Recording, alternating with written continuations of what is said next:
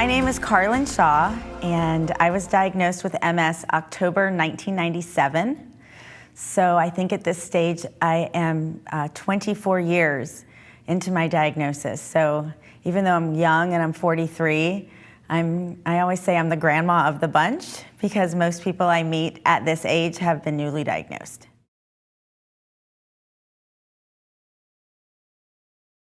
So MS has been a great gift in my life because of the awareness it gave me at such a young age. So at 19 years old, you think you're invincible. And this was before Google was even invented. So there wasn't a way to look outside myself for any of the answers.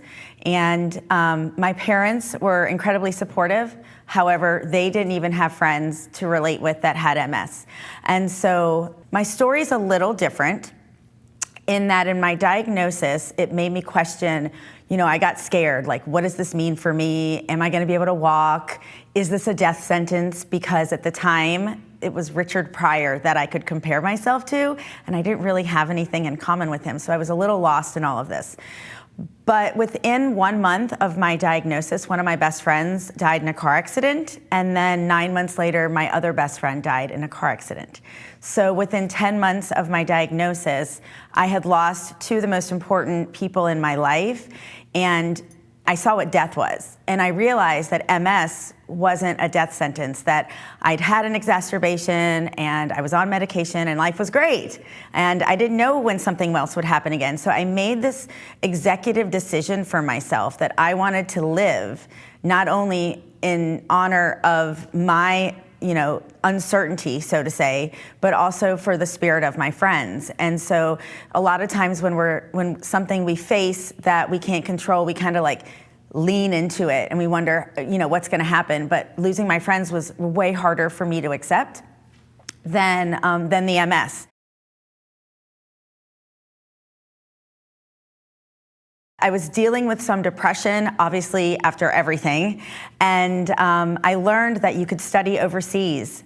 And I was in college, I was a sophomore in college, so I applied to go to London and study, and I got accepted.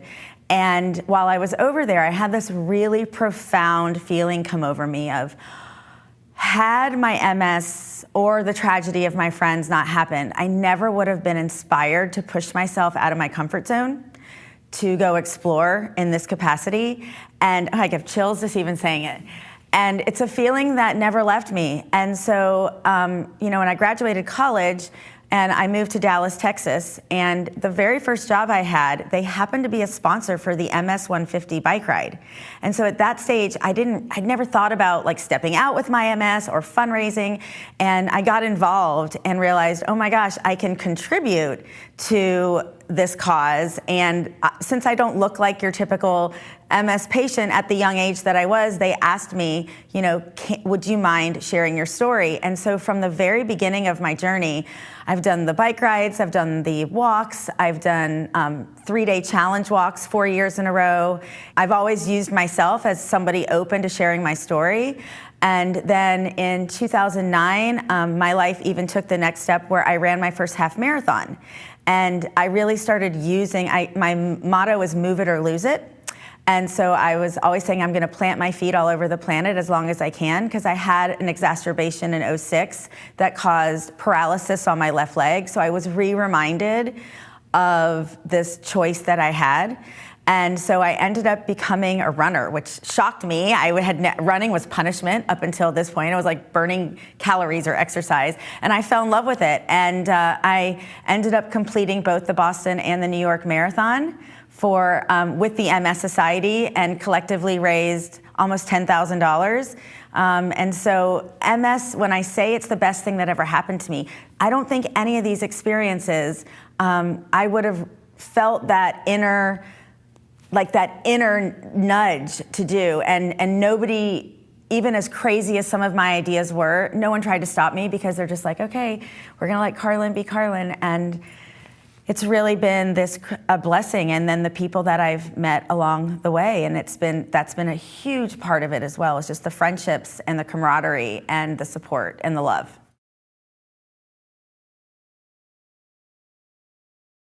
So I think there's a real big difference between the phrase, I'm sorry, and I understand. So when I was diagnosed, it's very natural when somebody's going through something difficult to approach the person and say, I'm sorry. Sometimes it's just a reaction because that's what we're kind of conditioned to say anytime someone goes through something.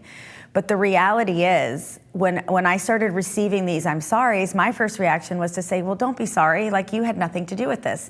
And I noticed it especially with the loss of my friends. And then I would notice it in other areas of my life when I would go through something that seemed tragic. The first response was, I'm sorry. And what that signified was the person really didn't understand what I was going through. And though they empathized, it was very different than if I would meet somebody with MS and their answer was, oh my God, I so know what you're going through. It took a while before I met anybody, but I realized that my role, because I had had it so young, I was meeting women my age that had just been diagnosed.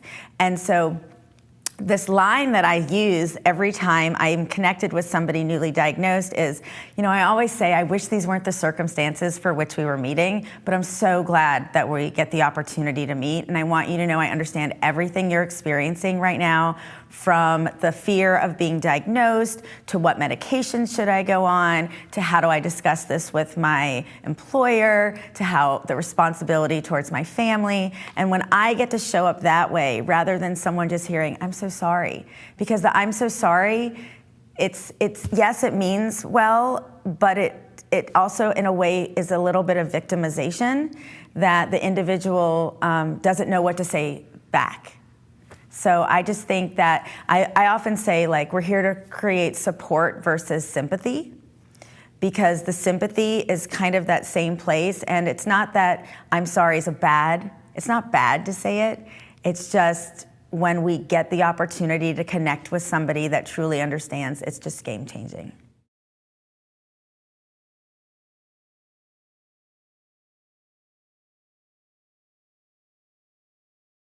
So when it comes to a team, like a support system that I've had along the way, I have to give credit just to the MS Society. So when I was diagnosed, there was no Google, so you couldn't type in, how do I find anyone like me? In fact, you had to have the exact URL, which dates how far back this goes. And so I was able to look up the National MS Society, where I gained all of my first amount of information. And then it was moving. I first lived in Dallas, Texas, and again, it was getting involved with the MS 150, and that's how I was able to meet others like me. And so then when I moved to San Diego, California, shortly after that, one of the first things I did when I got there was reach out to the MS Society to see how I could be involved. And it was really wild, but my dad's name is Alan Shaw, and the president of the MS Society in San Diego, his name was Alan Shaw. So I joked that I had instant family when I arrived there. And it really did become a family. And so not only was it just my personal involvement, but when I had my second exacerbation in 2005 and I experienced the loss of use of my left leg, like, I reached out to them scared, because at that point, I still didn't know anybody my age with it. And through them, I ended up attending a women's event a couple years later, and that's when you're young, you walk into the room and you go, okay, I want to look for people like me. And I, for the first time, found a table of people like me. And so it makes me actually like a little choked.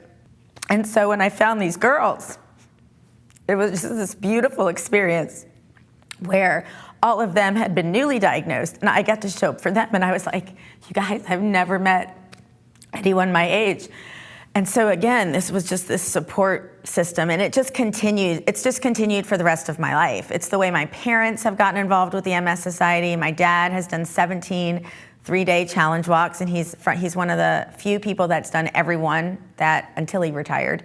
And my mom is in South Florida, and she's incredibly philanthropic, and she's involved in her own way. And I got my brother to run the New York Marathon with me for MS, and he's done one of the challenge walks with me as well.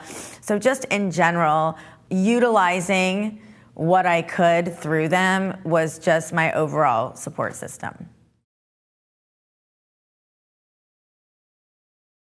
The way I've been able to show up as support for others with MS is a couple of different ways. First, when I was living in San Diego and I was participating in the challenge walks, I actually did the first one that I did completely by myself. I didn't know that you were supposed to form teams. But then I started meeting these women with my age with it, and I was like, wait a minute, if I'm walking for you, then you need to walk for me. And some of them, again, were newly diagnosed. So one of them, Rachel, actually, I was just immediately put in, she was 26 at the time, and she was immediately put in touch with me at the start of her diagnosis. And it's always been, I look at it as a gift that I can show up to anybody. And so I formed this group, and we chose the name for our team as Team Optimistic, with the M and the S capitalized in the word optimistic.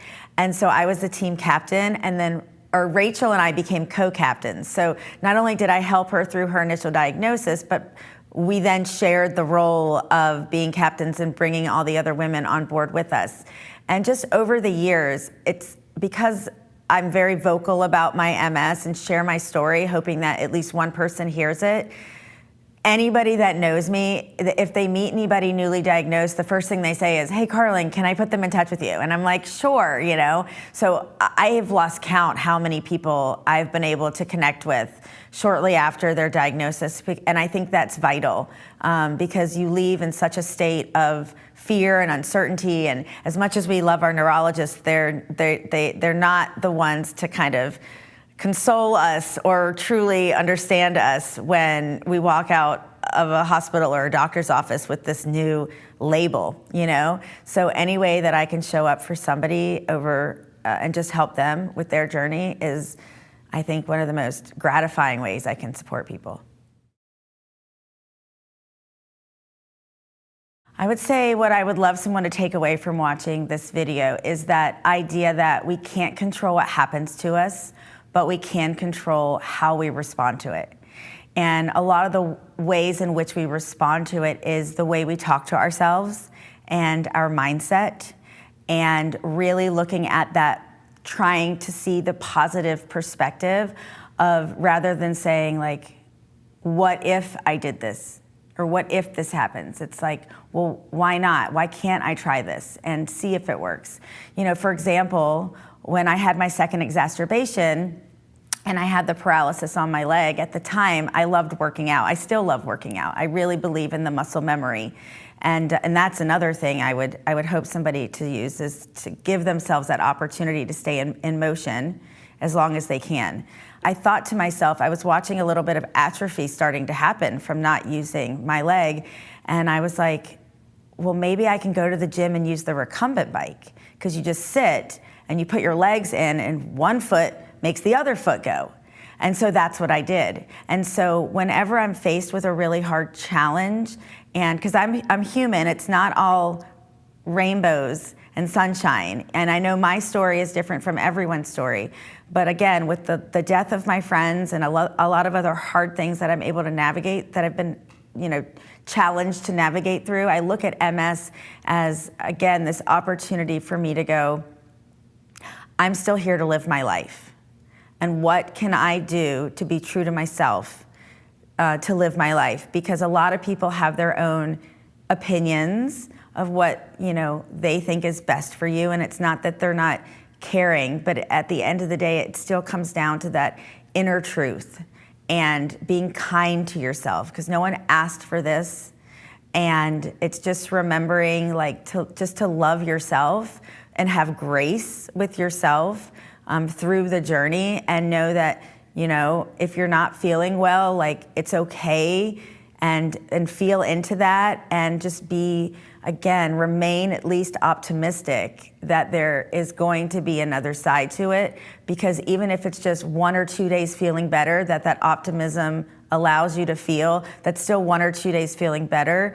Because even without MS, when we're hard on ourselves and we're just stuck in that negative space, it just doesn't help us to get through the days. And I think the mindset piece really plays a role too in our immune system. So it's whatever we can do to just focus on what we can do, you know, eat healthy when you can, you know, and go for walks and get outside and get fresh air when you can, and just be mindful I guess, in the MS journey.